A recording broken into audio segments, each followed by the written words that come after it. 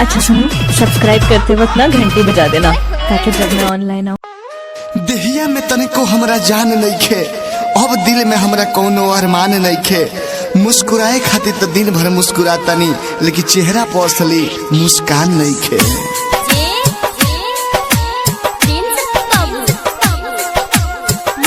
Presented by Anshu Bala Music।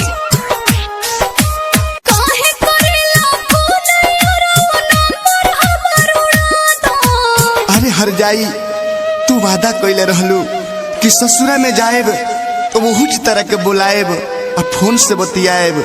सब भुला गइलू, सब भुला गइलू।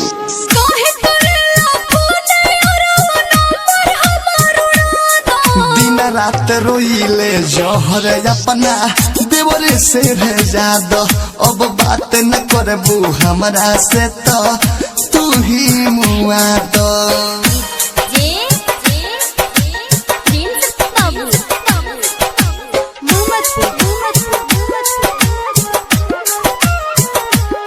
Balaji recording studio Jadav.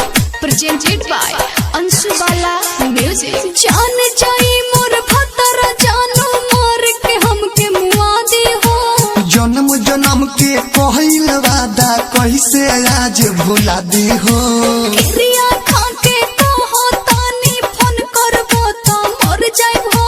तुहरा कुछु कहर से पहले हम ही कुछु कर जाइबो।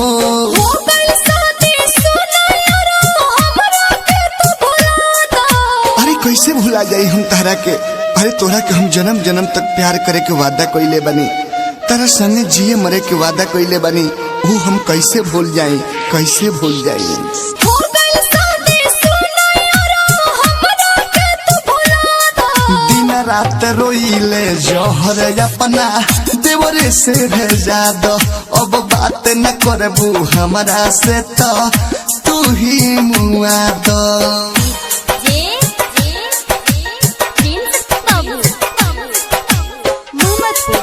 Balaji recording studio Jadhav. Presented by Anshu Bala Music। कसहो पियवा के समझा के घर बसवले पानी हो। एको बिर ना पूछलू हो कि हम कैसे जियतानी हो। तू अपन घर बसाला हमरो के अब जिए दो। दुर्गेश बेदर्दी से जहर भेजा दो, जहर अब तो पिए दो।